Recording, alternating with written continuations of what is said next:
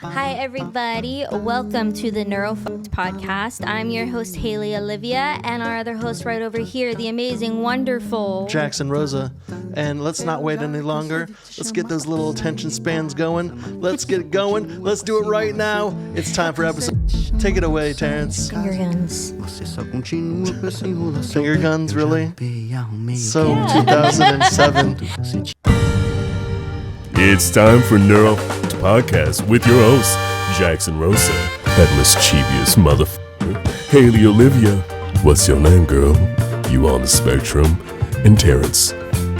We've got autism, ADHD, OCD, all the D's. We got stories and artists from all walks of life. It's time to get fucked neurologically. I ate a donut. I should not have eaten that donut. I talked about I should not have eaten that either. But you have a Taco Bell right across the street. Like, I was actually thinking about you the other day because I was like, man, if I lived in front of a Taco Bell, like right across the street, I'd get the nachos. Once a month. Maybe once a month. But that's gonna Love a good. discipline.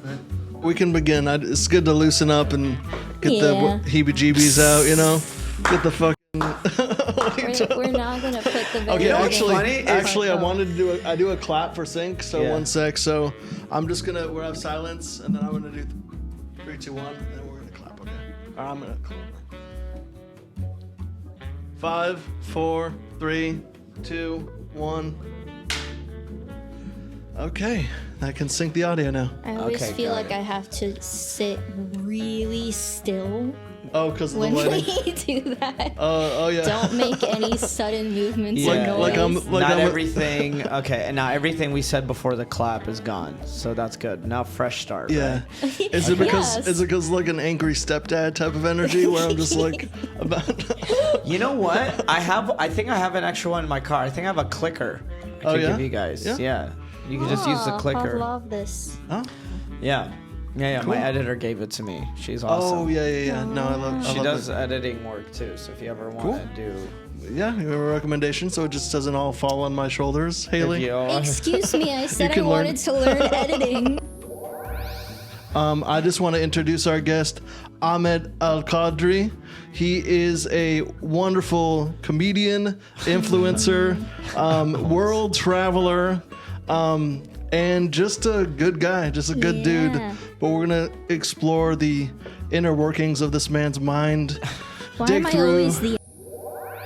acting Yeah. coach kind of falls under that too. Yeah. Okay, voice actor. Okay, I can see. What- So what would I'm you the like? washed up actor who never made it, who became an acting coach. That's I'm- what it sounds like. Really, I feel that way all the time. Like I genuinely last week I was like I took a moment. I go, yep, I'm gonna be the comedian that never makes it, and that's okay. I feel like you I feel you. did, And I was though, thinking but- like, you think I made it? Yeah, Yeah, I think kind of you. imposter syndrome there, huh? I have incredible imposter syndrome, but like, no, I don't know. I think we just haven't defined what is making it. And I think I'm at a pretty good zone, like booking shows and stuff, but I want like financial success. I'm not at the financial success I want to be. That's the at. accountant within you. That is dives it down. def- I do my Yes. own books, and there's some like I'm be real. Like my Midwest tour, I was at a good profit, made a good profit out of that, made some good money. And then I just finished my East Coast tour. I was at a loss, not a deep loss, but I was at a loss. I think. But I'm be real, it was like tough. Sorry for interrupting. Yeah. No, that's good. Well, But- well, we're gonna get into the toughness Oh, yeah, part of it yeah. soon. We'll get there on this episode. Yeah. But I want to start on a positive note because, from my experience, you know, you're basically a comedian. A comedian nowadays has to be an entrepreneur. They have to be all their own everything. A shooter, It's like an editor, a lighting guy, a content creator, a podcaster, an actor, a marketer. everything. You're a Renaissance man or woman. Yeah. That's what you call it. I mean, huh? you're your own business, so you have to just, yeah. Well, I think Yeah, be a that because of that, in this day and age, I mean, the road back in the day, heyday of comedians, maybe similar to the kind of centralized role of a rock star or like a someone coming up on the major labels that was like, went through A&R. It was like someone who was major record label artist, right? The pathway to being comedian way back then was the Carson show. You had the late night showing, and then people knew who you were, and then you like wrote a career. You got your agent. That was the back. Yeah. And my interpretation of this right now is like in the indie music scene, right? For years, or having a music project right now is they see you as a content creator first. Labels won't book you. Labels won't pay attention to you if you don't have that following. So it kind of they ripples. don't even care how good you are as a comedian anymore, and that's been so depressing. Like you'll have comedians who are they're garbage comedians, but they're great. They do great because they're good content creators, and they're performing in front of their own fans. You know what I mean? So there's a difference between being a famous person and then being a good comedian. Like a good comedian can get up in front of a room full of people that don't know him, get them to like you, make them laugh, destroy, and then leave. Right. While a famous TikToker or whatever who has all these followers and does great on content creating, makes sketches, blah, blah, blah, blah, blah, gets in front of people. If he gets in front of people that don't know him, he'll bomb. But he sells out everywhere because he has a great fan base and he's going to do fine. That phone just dropped. Oh, shit. Thank you. We're going to deal with that one sec. Don't worry. While you're fixing that, me and Haley will talk to each other. You know what I'm saying? So, but yeah, we should be able to adapt with the industry. Like, I don't know. I was just getting in my head over like, don't get bitter, get better. So, I mean, I could see why I get upset. I could get upset all day, but I'm like, I just allow myself to be upset for a couple days, and then I'm like, okay, let's fix this. Let's get better. That's true, and I think it's kind of crazy though, because from your perspective, you're like, I'm never going to get there. I'm not there. I'm not good enough. I'm not this. And also those things that you just talked about where it's based off of how many fans you have or whatever and not being good. I think, though, that you have integrity as a performer, though, when you see those things, because you're like, well, I'm actually good and it's going to be harder for me, but I am getting there. And I think, I can't speak for Jackson, but from our point of view too, we're like, look at Ahmed, look at him go. Like, I know we like barely know each other, but you always show up on my feed and I'm laughing hysterically. Thank you. So like, I think from other perspectives, you are getting there. Yeah. And I think those other content creators are, should be maybe labeled then as public speakers. And like, hey, is this a TED Talk where you invite the niche community in to listen to your TED Talk? Or is it like the classical art of stand-up? Yeah, a comedy show. Yeah. And I try the last thing I want is to be a TED Talker and just get up on stage and try to be like, this is what I'm thinking of or whatever. I'm like, my job is to make you laugh. Like, I have a show tonight and my goal is to make those people laugh and, and hopefully be the best one of that lineup. But yeah, like it is easy to like get down on yourself and blame yourself and get angry. And I think what fuels my hatred and fuels my anger is like comparing myself to other people. It's so because I easy compare to do myself that. to other people who I know I'm better than, and I see them just killing it. Can I? Yeah, I'm gonna. That's honestly because that's a real thing and that's a real feeling. That's also on social media too. There could be thousands of people following you that are following you out of spite. You ever think of that? Yeah. That there are those people. Follow me out of spite, guys. Follow me. Well, but there are people that will. That it's like a chain reaction of like. Yeah. So obviously you're putting good energy out in the world. You're putting good energy into your stand up.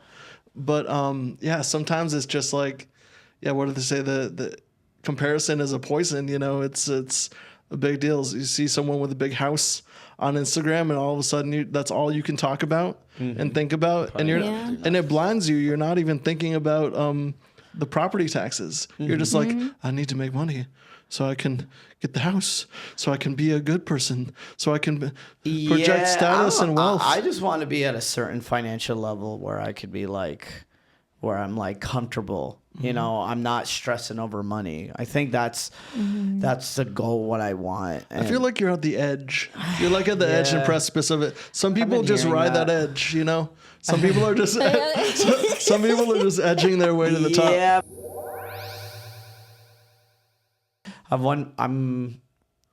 I'm doing like a December tour at like a couple of cities, doing 5 cities. It's like all SoCal region. And then I'm doing, what was I going to say? I'm doing like 2 more, one in the Bay Area and then one in like the PNW Pacific Northwest area. What part of the PNW? I'm doing Portland, Seattle, and Vancouver. Awesome. Yeah. Awesome. I love Vancouver. Yeah, I'm working on that, and then after those shows are done, I'm just gonna stay in LA and work on content. Yeah. I think it's because like it's just we have to like post content, and we have to feed this algorithm, and we have to like post every day to be like, okay, will the algorithm like this? Will the algorithm enjoy like this? That's what I was thinking. You know what I mean? Yeah. I like, it's not, this is what I think is funny. It's more like, okay, how can I enjoy this, make this funny, but also how can this appeal to the algorithm? And sometimes just the algorithm is just not in your favor. You know? Yeah. You have to pray to like Al Gore or something. What makes Algorithm. Algorithm. What rules do you follow for the algorithm? Like, what have you learned works for you? Oh man, there's basic things. Like, there's some things that I know will work for the algorithm. I just, out of sheer integrity, I just don't want to do it. Where it's like punching in and being wacky and doing this and then like doing a high pitch and crazy, like just like in your face. But that's not even like. But I'm not trying to get like a young audience. So it's like you want to Mr. Beast, remain authentic? Like a Mr. Beast. Like if you want to know what will win in the algorithm, just watch a Mr. Beast video. The first. Look at the first 5 seconds of any Mr. Beast video. How many cuts and edits he starts with. You know what I mean? And what he says on the title of the video, he'll immediately start with like, it'd be like, I slept in a graveyard for 30 days. As soon as you click it, I have spent 30 days in a graveyard. You know what I mean? Because they want, this is what they click for. You know what I mean? Yeah. Like he knows, him and his team, like they know what's in for the algorithm. Yeah. Like if you look better, you'll just get more views. Yeah. I mean, that's why good looking people always have. Can you start showing up early and doing my makeup? Haley? Yeah. I mean, But there's just certain like key elements to be like, oh, okay, I see what's wrong with the video. You know what I mean? The audio's bad, or fix the cut. There's a lag here. There's just so many basic things to fix for the video. You know what I mean? You'll have a better isometric. What it does, and then what a lot of people criticize the type of content for, is basically becoming derivative of that one thing, right? And I think people there is a bubble that sometimes bursts, and people go back to wanting,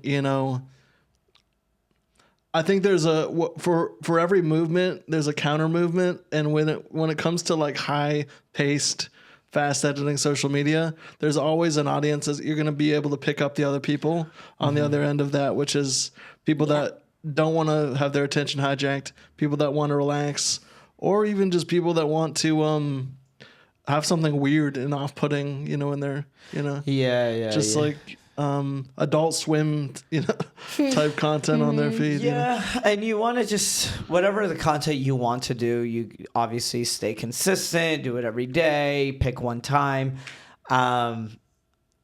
I mean, maybe I'm just getting burnt out over content because I'm sick and tired of posting a video and then barely getting any views, you know what I mean, or any likes. Well, that's obviously really frustrating. It's just that's very frustrating. It's very frustrating, especially when like you work hard on one video and it doesn't get any love, and then you just throw something you just talk to in front of the camera, and that one does great. You know? Yeah. No, I've experienced that Dude, on my dude, YouTube. we worked so hard on our video, all us three. We worked hard on that video years ago, doing stand up in the wilderness, and it did okay. It didn't do bad, but it did okay. But I was like, you wanted it to do great, but it didn't. And it's like maybe listen, we created something, and maybe it's something we could repost, and it does well, it does even better. But like, it's something that we tried. Yeah, and I think it's sometimes it's valuable to try and throw things at the wall. And it's funny because same thing happens on my YouTube channel over the years. And granted, I'm not posting like a YouTuber. I came from a filmmaking background, so I had all my short films. I had my award-winning shorts, comedies, parody films on there. Yeah. And like I would have it all up there. The one video that got in the hundreds of thousands of views was something that took 4 hours for me to make, which was my Owen Wilson Cats video, which went viral and had me sparring off against Ellen and everything. So like, but she copied the content. So that's its own story. Really? Yeah, they ripped me off, and then I had a swarm of comments. But anyway, that's. Ellen's done now, so actually Karma. She had a Netflix special not too long ago, did. But like people still hated her for that special because she didn't really like apologize, and she was just like, "I didn't do anything wrong." Well, they stole that content, and you know what I realized is like obviously like you could. The other thing about that, it's actually a good lesson for all of us as artists. I'll just dive into that story briefly because it might, bring us somewhere, but. The thing about that is I posted that video, then years later it got a lot of views. It's cats that sound like Owen Wilson. It was before everyone started putting his voice on it, on everything. Wow, It was just me and another guy on YouTube that had a compilation of him saying wow. Yeah. And so that eventually like kind of like origins of a meme type of thing. But Ellen's team found that and basically did their own when they had him on as a guest. Same exact, like not same footage, but same concept over and over again, same thing. And someone commented one morning, said, Ellen thieved this. And I said, oh, what's going on? And I looked it up and I was like, oh, that's right. Commented on their video. I just said, hey, maybe good to have credit or whatever. Yeah. Like not even passive aggressive, just like calling it out. And then that next day, they took down that video. I must have gotten a slew of comments or something. They took it down and then they reposted it. So the next day, I was like, people were like, didn't they just post this? And I was like, that's really sketchy. That's really interesting. I wrote a whole letter and I was like, I think I'll use my connects to like. I wrote a letter. I was like, maybe I'll use my connects to get, just to say something to their team. And I crumpled it up. I was like, it's not worth it. This is like a meme, this thing, whatever. I don't care. It'd be different if they stole a whole film idea that was on my YouTube channel. I've had that happen to me before where sometimes people will take my videos and then they will just post it and not credit me all the time. And I'm like, and then someone will send me a message of that. It's literally me in the video. It's my own video. They literally just saved the video.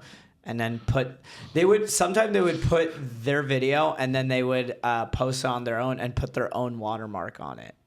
Oh, that's so annoying. Yeah. Yeah. What? And I'm like, and then it would be my comment saying, with like 2 likes saying, hey, can you please tag me?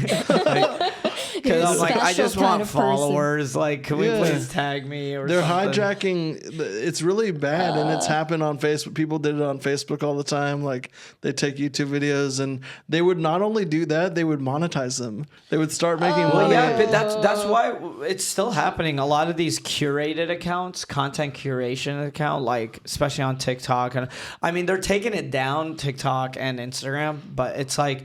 They literally make money for just watching other people's content. Actually, I have a video idea I plan on doing when I get back.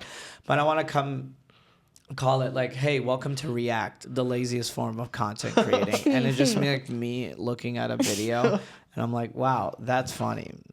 And then just watching another. And then it's and it'll be like 1 million views. Yeah.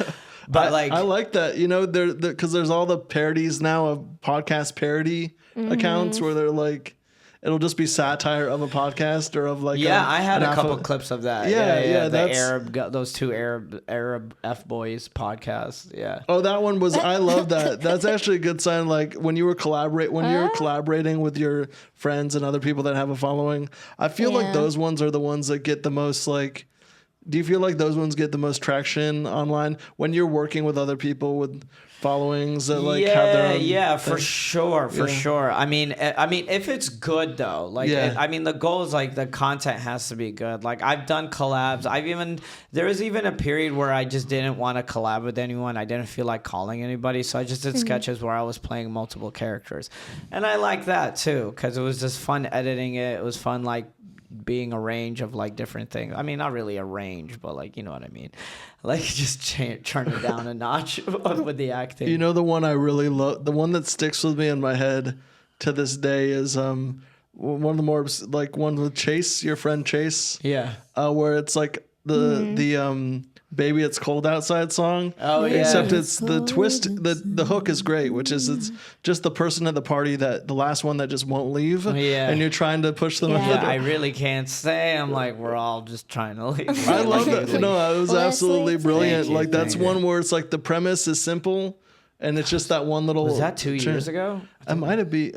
Oh my God, that was 2 years ago. Yeah. We've It's, done so much content. yeah, no, you have, man. Really, I released my own hour on YouTube. My last hour back in February. Barely anybody watched it. Like 8,000. It's only at 8.5K views. Only that many people watched it. And then what? I watched it. I was one of the. He's sitting there like, can I tell you that? It's more of a quality over quantity type of viewership. I think my view is very quality. quality. Please watch it to your listeners. Yes. Please watch it. It's called Ahmed Al-Kadri, Special Not Special. But no one really saw it, and that kind of got me down. And then, like, you know, I started touring a lot, and, you know, Midwest tour was decent, but some cities were rough. Same thing with East Coast tour. I had like 4 cities in a row where I just had rough ticket sales. Yeah, yeah. And it's just tough when you're not only taking a loss, but you're taking a loss, like a heavy loss, outside of the comfort of your own home. Yeah. It's like you're away from your friends, you're away from your home. And one day in the future, I'm like, I don't want to be away from my wife and kids, you know, just so I could perform in front of like 15 people or 6 people, you know. And I've had those nights, and I think like I don't want that for the rest of my life. And I started getting really upset at myself. By the way, I'm telling you things that I've been feeling 2 weeks ago. So I'm telling you. Yeah. And I was like blaming first I was like getting angry at the industry. Yeah. I was like, it's because I don't have an agent or a manager. And then I was blaming on the statehood of America because it was the election and no one wants to see a brown person talk, you know. And then I started blaming like America's racist. They just want to see mediocre white dudes doing crowd work. She's trying to come and I'm comfort not you. even talking about Matt Rife. I genuinely think he's great, but there are just so many wannabe Matt Rifes now, and they're killing it right now. And they're selling tickets. They're doing great, and it's like good for them, but also I'm jealous. You know what I mean? I'm jealous if I have to be real, because it's like I work so hard. And I feel like it's just not enough. So then you get in that mentality of, oh, because I'm a brown man, I have to work twice as hard to receive half the credit that an average white guy can do. You know what I mean? And it's like I got upset, and then I She's go, come oh, to it's help you. She's coming to comfort I you. know, right now. I She know. felt, She yeah. feels it. Thank you. And then speaking of the podcast, I started blaming. I was like, oh, it's because I have ADD. It's because I'm doing too many things at once. You know what I mean? It's because I need a. Yeah, I started removing pretty much 90% of all my reels. I removed it from the grid. Like I didn't delete it, but I deleted some, but I just removed it from the profile. And then I go, oh, it's because my content's ass. And I was just so upset. You know what I mean? And then I just got depressed. You know, it's one of those things like Matt Rife was a 10. He was doing that for 10 years too, 12 right? years. Yeah. I mean, genuinely, like with my like knowledge. Like I've never met Matt Rife, but like I have friends that are good friends with him. So, and they always say good things about him. But for me was when his success started coming up, I was curious, and then I became jealous, and then I started reading about his story. And then I was like, oh, I know him. And I'm like, oh, I don't even know him. And I'm like proud of him because it's like he's worked so hard and blah, blah, blah, blah, blah. Yeah. And then it's like good for him, you know. And he is good at crowd work. Like, I'm not going to deny that, you know. And, you know, congrats to his success. Now he's like selling out everywhere. And I got jealous because I remember like in 2022, this is when he was becoming successful. But like I'm like trying so hard to sell tickets, right? Mm-hmm. And then not only that, I was like, I just want to get a chance to perform at Zany's Nashville. And I'm on their website trying to send them an email. And while I was on their calendar, I see like Matt Rife 9 sold out shows. 9 sold out shows. And I was just like, man. And I was just jealous. I was like, man, I wish. Like, I wish I could sell out 9 shows, well, bro. Can I just say, you are selling tickets to your shows, like you are getting people in seats, right? Sometimes, yeah. Like it's like that's it's been honestly, up and down. It's been up and down. The fact that you're even getting people in seats in the first place, I feel like something really to be grateful for. I am grateful. Well, no, I'm not saying you're not grateful because it's like, but I just that feeling is good. Yeah, you're like, be grateful. Yeah, motherfucker. Yeah, I am. Hold on, let me respond. I am grateful after a series of being ungrateful. I needed to complete that sentence. I needed a therapy session or getting there.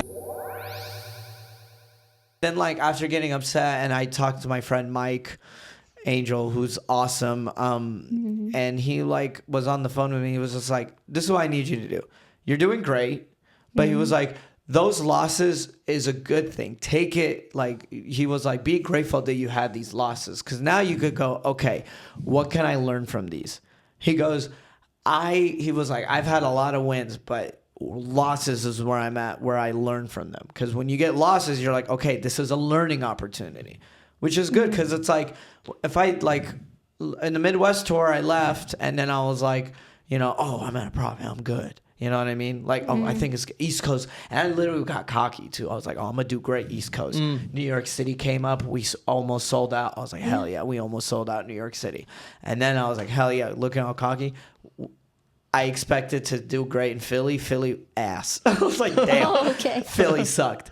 Philly, I lost money. And then Richmond, I like broke even, lost money. Pittsburgh, broke even / lost a little bit. Broke even. And then Buffalo I lost so much money in Buffalo, I owed the venue money. Damn. Well, I only sold Buffalo's 6 tickets in Buffalo. Buffalo's not the... How many shows... Did you just do one show? I just do one show. I'm not. Well, okay. Well, at least it was just one show. Yeah, I know. Well, I'm doing 8. I don't have an agent or a manager, so everything I do is I do it all on my own. You're booking it yourself.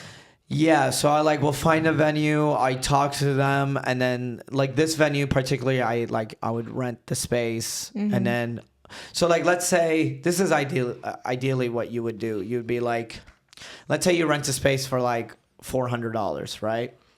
You sell tickets at $25, right? Now, the accountant is speaking. Yeah, right. Right. So let's say 400 divided by 25, it will be 16. So okay, I need to sell at least 16 tickets to break even on the venue, right? Okay. But that's the expense is just $400, right? Now let's say it costed you $100 for the motel. Maybe $150. Okay, all right, I gotta sell like that's an extra, 5 tickets to like help break even. Okay. I usually bring a feature. I pay him $100. Okay, that's another expense. So now expenses are racking up. So you're like, okay, let's say I sold about 50 tickets. You're at $1,250, but expenses were like at $700. Okay, so you're at a $500 profit. So you're not making a lot of money, even though your gross was $1,250. You still have all these expenses you got to pay for, and now traveling. And that's why when I had called you at one point a little bit ago to talk to you, I was like, the surprising part about it is that you're doing everything yourself, and that's why I equated it to like an indie band or like an indie music project, right? Right. Because what we've all from all the sides of creativity, bands, comedians. I'm trying to look at what you're doing, your profile, your thing, and I'm actually looking at it like, oh, how could I actually use this to inform my music promotion? My music, like how I go about like putting my name into that world, right, and booking my shows, because bands will be very lost with that stuff. Artists will be very lost with that stuff, and the other reason to bring it up is because imagine that you had an agent and he wasn't doing shit. Like at the end of the day, like you could have a great booking agent pretty soon if you really wanted to. However, I think the thing is that the fact that you're doing it alone and you're making profit at any of these shows is actually like a testament, right? So I don't think you need to be hard on yourself. Like your friend said, you take the things that you're learning about, like almost like the targeting the geography, like the places, the cities that you're going to. Every new city is like its own. Also like something that I've not accepted of, or I realize is there's just some things out of your control. With Buffalo, like for the example, why I sold only 6 tickets, because it was a Buffalo Bills game. The venue and the owners, the staff were like, we're so sorry, it's a Buffalo Bills game. For 2 years, they haven't had a 4:00 game. This is the first time we've had a 4:00 game. When I tell you guys, it was a Sunday too. When I tell you the main street, I'm in downtown Buffalo, dead. Oh, damn. Dead. So everyone's inside watching the game. So they didn't and Buffalo inform Bills is you. a big. The Buffalo is a big city. No, it's not big they sports informed fans. me. They're just. This is just like. Here's the thing: when you're booking shows, like they're just things you just can't control. I had a friend years ago. My friend Morgan J. He was like, "Bro, great comic," and he does musical comedy. And he once had to cancel a Nashville show because Taylor Swift was performing that night. And that's her hometown. So, and he didn't sell that many. You know what I mean? Yeah. I think it was Nashville. It was something else. But he was like, this is just part of the business. Do you think there should be insurance for those? But it's like, I can't even afford health insurance. And you want me to get this kind of insurance? Can anyone afford health insurance? You want me to get a failed booking insurance? Yeah, no, it's but that's the thing. Like, especially when you were saying about agencies. Yeah.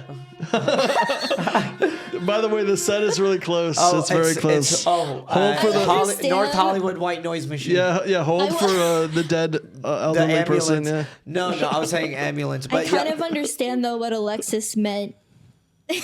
And what? Being seated over here. Oh yeah, no. We're just very talkative, and do you have something you want to add? Sorry. Do you feel left out? Yeah. No. I don't feel. My arms are long enough. Oh, you're so sweet. Wow. But we were talking about like the agencies. Feels like a cult now. No, just keep. We're in a cult. Yeah. Let's just hold on to each other, guys. We'll make it Okay. through. Yeah, Okay. but the thing with the agencies, it's like, yeah, I agree. Like, not only some of them won't even get you that many bookings, but they expect more from you. You know what I mean? It's like you have to sell out, and it's like I had a friend was talking about, like, speaking with the agencies, it was like they were saying we won't even consider you if you're less than 100K followers. And we'll start talking if you're between 250 to 500K followers, or 250 and up. 100K. 250, 300K, then we'll start talking. Mm-hmm. And it's like, Followers. that's just, but it's like, I don't Hollywood? blame the agencies for this. Cause it's like, especially with the movie industry too, where it's like, we need something that will for sure sell. Because no one's taking financial risks anymore. Agencies won't be like, oh, he's funny, he's talented, we're going to give him a shot because he's very funny, we like him, right? But they were the gatekeepers. So that was kind of, on one hand, they were willing to, take a risk for these people. But on the other hand, it was just so small because they were gatekeepers and they can only pick few people. That's why they were picking, okay, this is diversity, even though they're not that funny, but they say something. Yeah. So sorry. And then I'll finish. But now what's cool about social media, it's like giving people like us a chance, but there's just so much out there, so much competition. But yeah,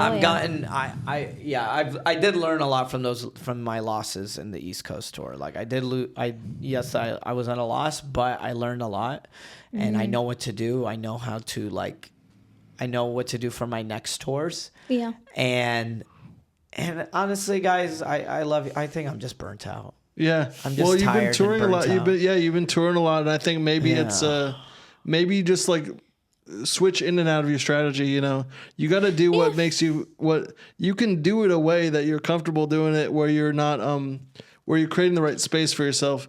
The reason I like even just building this apartment out and making this space was in fact to you know, you want to inspire creativity. You want to set up your surroundings to not feel like you're, you know, traveling out of a paper bag, you know. And again, if you do need a break from it, you can take a break, because if it's something you truly want to do and continue to do, you'll find your way back to it. I will. I'm actually taking a break. I'm glad that you brought that up. I'm going to Berlin on Tuesday. And then I'll be there for 6 days, and then me and my girlfriend were going, because my girlfriend's in Berlin. Shout out! Yeah, so we're gonna be there for 6 days, and then her and I are going to India for a wedding. Wow! What? Wait, not your wedding? No. You're having an Indian wedding? No, I'm not Indian. To the viewers, Are you getting married? Indians are 7-Eleven. I'm 9/11 brown. But. Okay. I obviously know he's not Indian, but it would just be hilarious if he he was like, I think I'm gonna have an Indian wedding. Yeah, right. I just go to India. Or that'd be even funnier. No, it's just like too close. It'd be even funnier. I'm like, where are you going? Oh, I'm going to Philip. We're doing my wedding at the Philippines. We'll have a Filipino wedding. It's like, is your partner Filipino? Nope. Just in front of a Jollibee's, you know, just. That actually would be funny. I'm like, because she's Bosnian and I'm Arab, so it'd be funny. It'd be like, listen, we're like having trouble of how the wedding's gonna be, so we're just gonna have a Filipino wedding. All right? Just She's something. like, deal. I love that. Just something outlandish, you know. If she agrees with you, she's the one for you. Yes. Yeah, she's like, yeah, let's do Exactly. a Filipino. It's like, isn't that cultural appropriation? I was like, nah.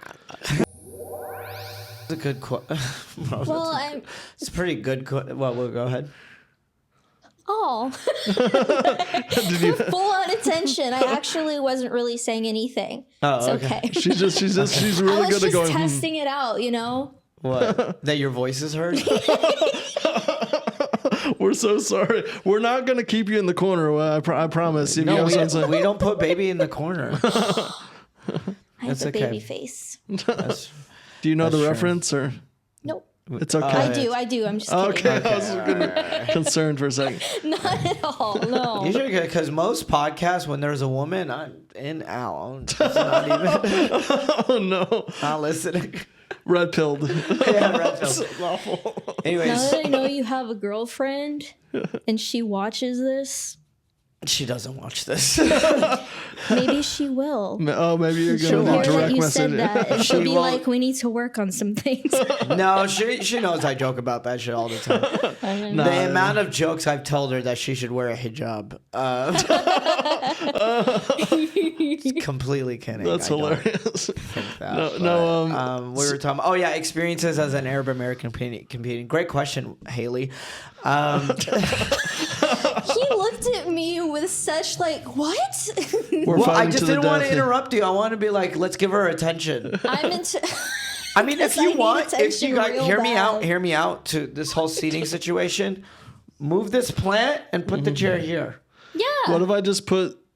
He really wanted this plant. It I was don't know. very important to him. Then put the plant Why are you putting here. this on me? We both wanted this Because plant. you were all about the plant. Then put we the plant spent right an here. hour in the store Excuse figuring me. out. You were on the phone for an hour. I was in the store. Anyways, back to the really important thing, though. The Yes, question. yes. I mean, Yeah. I'd rather talk about because of the neuro. Yeah, I we can- wanted to bring up the fact that I have ADHD. because that is something like people are coming up, like even in Boston, someone came up to me and goes, listen, like I am a licensed something, blah, blah, blah, blah, blah, and I have to tell you, you do have ADHD, you have all the symptoms. This was based off my full performance. She saw me for an hour and she goes, you have ADHD. And you were like, I didn't have to pay for this You're like, diagnosis. "What? I guess. like, cool. Unpaid? But Yeah. the amount of times, I do have a joke where I go, I do have ADD, not diagnosed. TikTok told me, but it is a spectrum, right? So it's like I don't think I'm like full blown ADD where I'm like, because I know I have a friend who has ADD and I'm like, you're annoying, but like, not you guys, but like I Not you guys. We have a sense. We can take the jokes. no, Can we I wasn't Not making good. fun of you. Can we take jokes You here? guys Yes, are we can real- take jokes here. Okay, go. Yeah, but what was I gonna say? No, like I do have ADD, and like it's hard for me to like pick one niche and just go for it because Yeah. especially with this industry, there's just so many things to do and to become great at. You know what I mean? Because like I said. It's like you have stand-up comedy, and I was like focusing so hard on stand-up comedy, but then I was like, okay, I got to be a stand-up. Oh, okay, I got to do my podcast too, because like that's the goal. Like literally, we're on a podcast right now. Okay, I got to set one up, and then I'm like doing that. I'm like, oh well, I'm posting. I got to start posting content, so I'm like posting content every day, and I'm like focusing on this content. And then it's like, okay, what kind of content? So I'm gonna be posting clips of my stand-up, posting clips of my podcast, and I'm posting clips of me just talking to the camera, and then I'm posting clips of me doing a sketch. And like, what if I just stopped and just do one thing only and just do sketch? But It's I'm impossible. like, but it's impossible. How do you do that? Well, of just doing sketch. Oh no! Or like picking one thing. Yes, It's specifically you just doing can't. one thing. You can't do that. You can't do it, especially with the business that we're in, because it's like I want to just do. I would love to just do one thing, but I can't because Yeah. it's like I do all of this. This is just strictly the pieces of content I gotta do, and then I gotta book. I gotta respond to emails. Oh, yeah. I gotta finish submitting for this one conference, NACA conference. It'll all serve you. You know, I gotta go work out. Another thing. It'll all serve you, and the thing that I'm learning now, as I like turned 33, is that You aged yourself? I did age reveal. I don't know. So the point is that you like I did music. I did songwriting from an early age and production. I did filmmaking, and I did a lot of short films and like comedy films and all that. And then I did on the summers I built websites for people. So I was basically doing all this random multimedia stuff to barely making any money doing it. And like this year, like the industry, TV, film, everything took a huge dip. No one's getting hired. It's a boom and bust situation. And I pivot. Yeah. I got a contract with a tech company, and I'm using that to, I'm building out this service and this site, this whole nerdy, platform. Mm-hmm. And if I hadn't have spent those summers like not sure and being like, even if I felt like I wasn't doing exactly the things the way I wanted to do them, if I hadn't just spent those summers like hyper focused on these random things, I wouldn't be in this position. I would have, in the pandemic, I probably would have moved back with my folks or something, or done something like that, right? Yeah. So everything that you're doing now and you've done prior is a culmination effect, right? Oh, well, will lead me tomorrow. Yeah, and it's like, and you could choose to. Now the part about managing the ADHD or that part of it is a separate story. It's the day by day. How do you deal with it the day by day? But on the broader scheme of it, like, it actually is good that you are curious and you're learning and you're figuring out how to do all these things. It's just when there will be a point where you get to delegate it. And I promise you, knowing your personality, the moment you have a team around you that you're going to start delegating, you're going to be like, so what can I just like step? Yeah, can I get I in want to there? be micromanaging because I have an editor and I have faith in her a lot. There's times where she would send me a clip. Maybe I have to do like a couple cuts here and there, which that's fine. But like for the most part, like when I delegate, like a person that I trust. Like I try to pick the right person, you know, Yeah. and that is something that I learned from the tour too. Like of picking right openers and stuff. And now like, cause I picked a great opener for my Midwest tour, East Coast. They were great, but I was like, okay, but I'm going to grab him for all my other tours, like for the rest of the tour. Cause it was like, I hired, you know what? We could, never mind. We'll keep it in.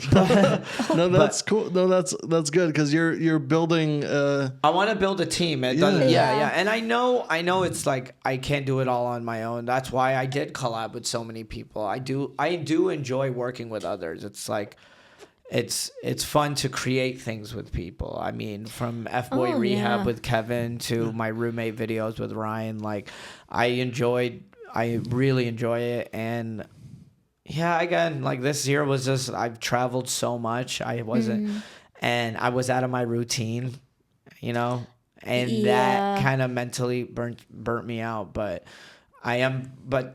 on the other hand, I'm very grateful for touring so much because it's made me a much better stand-up comedian because I was able to do all these different rooms and I have control over a room and I know what to do. I know how to recover.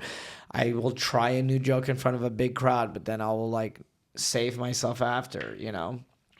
I don't know. I am happy. I said it the most sad so confidently. I am happy, but I am happy, or at least try to be happy. Grimacing. But sorry.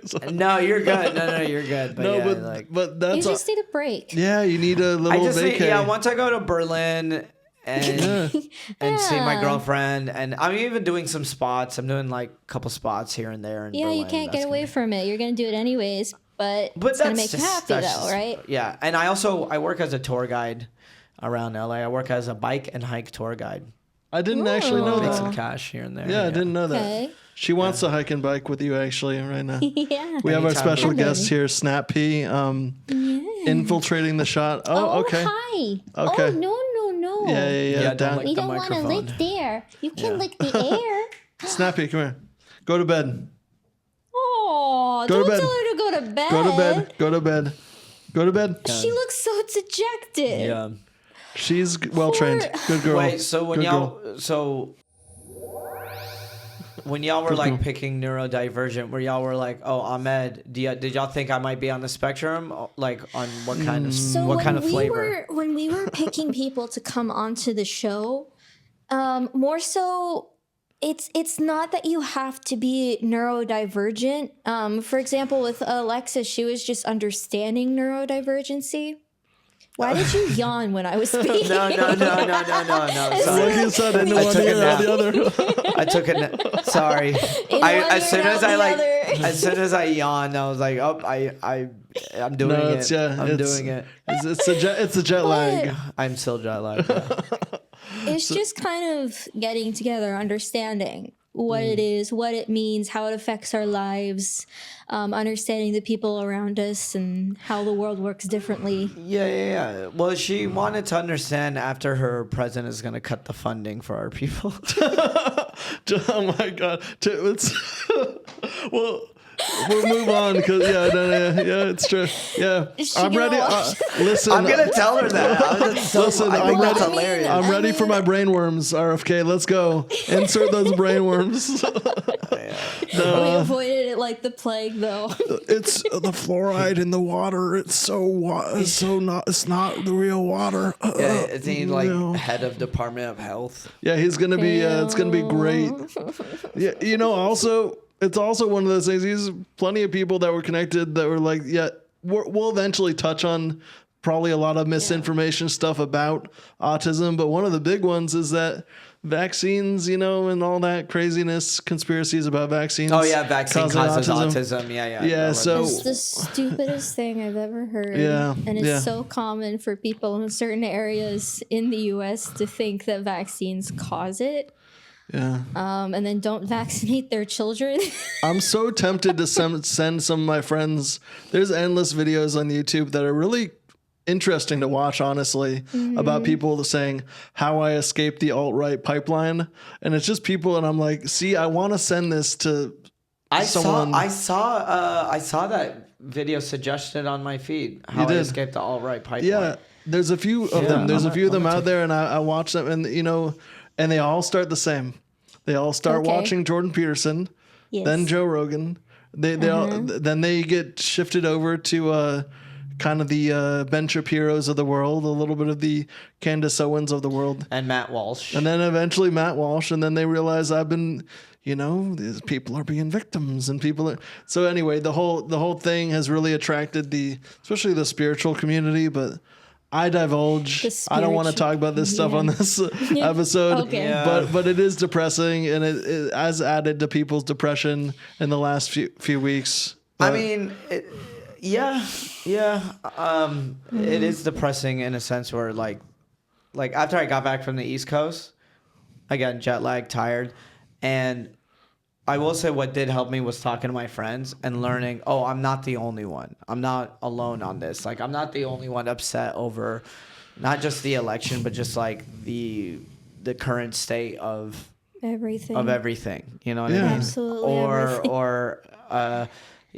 And then or just how the economy, like, not, I don't want to say economy, but like even my friend, when I was upset, I was on the phone with Preacher Lawson, and he like made me feel a lot better about everything, because he was like, right now the business is tough. It's going to suck, and then it's going to get better, and it's going to suck again.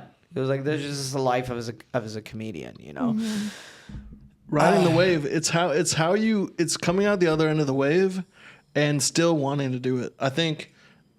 I still want to do stand-up. And like, even with music, even be in Berlin doing stage. It's awesome, man. I love you're gonna do the Euro tour. You're gonna do big things, and also I'm working on a new album right now. By the way, I learned so much from releasing my first 2 albums about it ain't you build it, they will come. You basically do 50% of the work. You build up the entire album, the record that you've been making, and then no one listens to it, and then you're just like, why did this happen? Well, poor little me. And it's like, no, like you have to actually be smart. You have to get your name out there, and you have to be a little brazen about it. And even seeing, you mentioned Morgan J, right? I met him before. I've seen his stuff. I'm like, I love doing improv music from time to time, like just getting on the piano and doing that. He's doing that. He's making a thing out of it. It's actually kind of inspiring, and his format is very straightforward. He's killing, and it's very inspiring. Yeah. Straightforward is the key. Yeah, like what you were saying, like what he's doing is straightforward, because it's like he was able to create this thing, and then condense it to where it could appeal to the masses. And that's the best way to like market and make, I don't want to say make money, but like have financial success for it. Cause it's like, how can it be as easier for people to digest? You know what I mean? Especially like there's just so much content. I think if I just focus on not doom scrolling so much, I think that would help me too.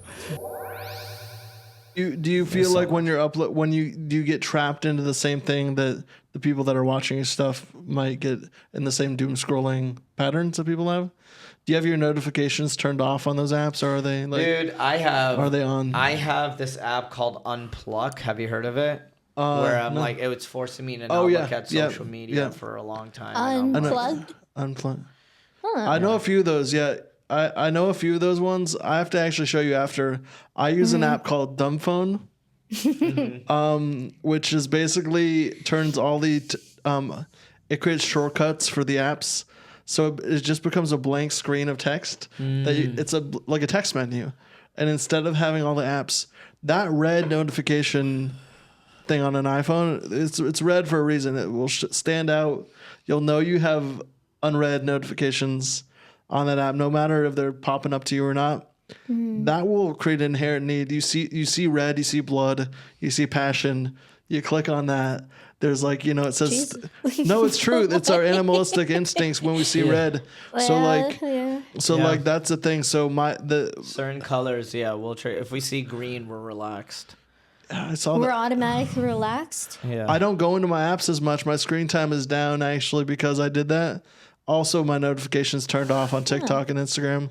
So what I do is I want, like maybe this would work for you. I want to create content And that's actually the only reason I'm going to go into the app is I have a schedule that I'm sticking to, and you're using the thing as a tool, as a utility, rather than a consumption device.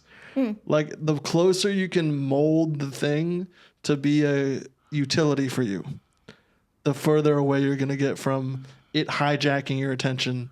And that's like work for me. I don't like, that's the way I describe it, is like it's like video games. It's like, do you want to create the world? Do you want to go out and make your film or make your music video or make your thing? Or are you going to sit and play video games? Now, no shade to people who love. Well, now people are their job is literally clocking in and streaming themselves playing video. They're killing it. And they can do that, and that's they make a good living. Yeah. But the point is that, like, regardless of if they're making money playing it or doing it, the thing itself, the medium is an act of consumption. And when you can remove yourself from that consumption and just be in your creating, in your output, I think people are gonna create their best work actually when they do that. When they just go, this is what I'm doing, it's output only. The more inputs I get into my brain from all the random stuff is actually gonna just cause chaos. Yeah. That makes I don't know. How do you feel about that? It's a philosophical. No, it's not philosophical. It is philosophical, yeah, but it's like, no, I agree with what you were saying. No, like, I think it's like, I guess like a couple points that you were saying about like, are you gonna sit down and play video games all day? Blah blah blah. Like, that is true. I think it's like our problem is because of the short form media. We're so used to getting that dopamine hit. Because sometimes, like, I'll be, like, doom scrolling, and then I'm like, and put my phone away. And then I'll be like, oh, yeah, I got to text that one friend. And I'll open, and then I swear to God, somehow I'm on Instagram again. Yeah. And I'm like, what? And I'm just, like, looking at a video. Oh, it's because one of my friends DM'd me a video. You know what I mean? But now, like, I also, like, I think I also realized that I need to have better control of my ADD for sure. And what are some ways that you guys use to help, like? I'm extremely ADHD. I'm also on the spectrum. I'm autistic. There are different levels to autism, like level 1 through 3, right? And I'm level 1. And I grew up with a twin sister who has the same exact thing. She's on the spectrum. She's ADHD. And neither of us knew it until last year. So it was more so us not knowing what it was, but it was nice to work together with somebody to kind of figure out and help each other. So I was lucky. And I don't think we've fully figured out any solution at all until a few years ago.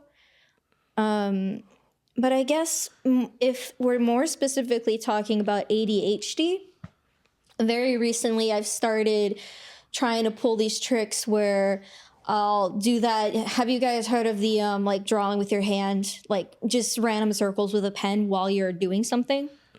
No. Both of you like, no.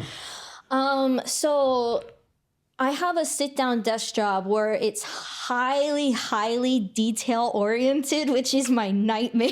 It's such a nightmare when you have ADHD because your brain will literally just omit information. It just completely erases it, and then you go, how in the world did you forget that? But if you like write with a pen and you just keep writing, it'll help your brain like focus in on what you're doing. So it's like a little hack. So if I'm just like this, like writing, whatever. Yeah. So I'm like, you have to do with a fidgety, like a spin. Like, yeah, it kind of also like if spinner. you had like a fidget spinner or like a fidget whatever. Or a squeeze thing. Yeah, or a squeeze ball. Yeah. It helps your brain not omit information that you needed to remember. There's so many times where like someone will tell me something and I would forget it immediately, like because. And you're always joking. I have the mind of a goldfish, right? Yeah. Well, I think my that, working memory. Yeah. you know, so the thing about like stimming or like having something to kind of grab Stimming, onto and do yes. that, it's like escaping energy, right? It's something I kind of talked about with, you know, it's a shared thing amongst neurodivergent people, whether you're on the spectrum or whether you have anxiety or ADHD. They're all things that are actually like energy is escaping you in some way, whether it's your thoughts, whether it's this. Things are basically like there's an output through your body that's getting like things are going away from you. And so like with anxiety, it's, you know, you're in a physical form, anxiety comes out in different ways, right? It's energy escaping. So that's a good method. That's actually pretty good. Yeah. For me, I need to create the routine and structure around my day, and I have lists every day. I have like and what I do is like post-it notes. I write it down. The structure, like how you had said earlier. And again, this doesn't necessarily mean anything about being on the spectrum specifically, just to preface, but you had mentioned that you were out of your routine and it threw you off, right? With people who are on the spectrum, that is, if you're thrown off, it's highly detrimental to how you function, like what Jackson is talking about. Yeah, you know, the reason I'm able to do this podcast, the reason I'm able to do just about anything, that I have contract work, that I have anything going on, that I'm finishing an album, is because the way I do it is I do 7 days. Only 7 days. I take a blank sheet of paper and I just do like bullets with like check offable squares right next to it. Lord, and okay, I think that's Terrence. I need to do... I'm a big fan of my routines. Like when I wake up, okay, working out, this is the time where I could work on stuff, and then this is like my shows, or like I have my Google Calendar is just filled with, it's like very colorful, different things to do, and it's like, okay, podcast this time, like and ADHD every day. colors help. That's what I'm saying. Colors, I use the colors to help me like schedule things, and like this is why I don't miss out on anything, and I know exactly what I'm doing. Like Tetris. Oh yeah, that's awesome. So I know exactly what I'm doing each day. Like the night before I go to sleep, I check my Google Calendar. I'm like, okay, I know what to do here. So now, like, if there's empty spaces, I'm like, okay, I could go to the gym, or I could go. I could go. You know, I could work on a sketch or something like that. But that's awesome. Yeah. No, like that's important. And I think for me, it's creating limitations in the schedule too. Like if I create an open field of opportunities in the schedule, you know, it's going to be kind of chaos. I'm going to try to fill it with everything. I'll put everything from lunch, dinner, showering, shaving. I'll put all that stuff in there because I know that takes an hour. Right, I know that. So I'll put even the basics in there, and so that plus 7 days. Just the next 7 days. If my mind starts wandering into the next month over and over again into the future, then that's actually creates a lot more like anxiety and dread. So 7 days is my kind of way to cope with that, and then you just. You all you have to worry about is what's kind of close. You know, makes sense. Makes sense. Well, I want to say there's a lot of stuff. Well, he looks at one of those specific little schedules that he makes for everything. As I look down at your I've been pretty loose with this one. I know. Actually, that's a big step for you, Jackson. Oh, He's please. been very flexibility. and I've known Jackson for a while now. Like how long have I? Like 6 years. Yeah. But I know you to be very, very strict with your schedule. Yeah, that's why I'm producing this thing. Yeah, but I like that though. I appreciate someone who's very disciplined. It's my Virgo. It's my Virgo energy. You know. But honestly, I want to just I just want to say before we wrap up. So. Going to Berlin, going to see our girlie. That's pretty awesome. There will be a point, I'm calling it now, in the next few years, where we're going to see Ahmed with his, you know, fucking rising star out here. I think it's going to be awesome. I think we're seeing it. I mean, you're also surround yourself with people that are doing really good things and continuing to like improve their careers. I think maybe you and I'm calling like a show where like some sort of streaming show with you and Morgan J. Or I think that so. Like a side, just some sort of like buddy I don't know. You were like kind of made for a buddy comedy. I feel like. Yeah, for sure. I'm putting this out there for all the agents that might watch this. My brother, maybe my brother will watch this, but maybe he'll blow you off and be like, oh yeah, come back in a few years. Yeah, it's all good. I know they'll come to me when I'm ready, but yeah, you're right. I think after talking to you guys, I just need a good break, and once I get this break, I'll be feeling a lot better. But well, I think a spa day is in order for you. Yeah, I know. I like going to Wii Spa in Koreatown. Oh yeah, I've never been. I'm gonna go back, but it's a great spot. But anyways, should I go? Yeah, it's fantastic. But anyways, watch my podcast, Monday Fun Day podcast. But also, more importantly, watch my special. I'm Ahmed Al-Kadri special, not special. Please. We're gonna link it right up here, everyone. Go watch a special. To all our 3 people that listen to this podcast so far. Well, we don't know that yet. It's not even out. You get 3 people. That's 2 more people than I have. Oh damn, that's wild. Wow. Hey everyone, thanks for watching the video. What do you like? Would you subscribe? Could you do all the nice things? Write a comment what you like, what you didn't like. We're here for you. We're gonna be here for you with all your wants, needs, and desires, and your deepest fantasies. But maybe not that, but like, Haley, what do you think? I think we should start over. I think my eyes were closed most of the time.